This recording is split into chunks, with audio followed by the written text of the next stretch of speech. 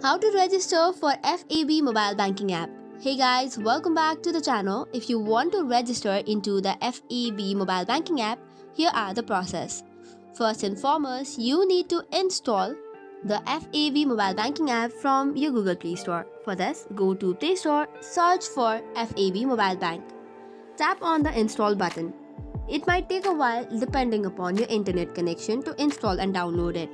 Once the installation and download is completed, make sure to allow it all the permissions required. Also, to use the FAB Mobile Bank, you must have a bank account with First Abu Dhabi Bank first.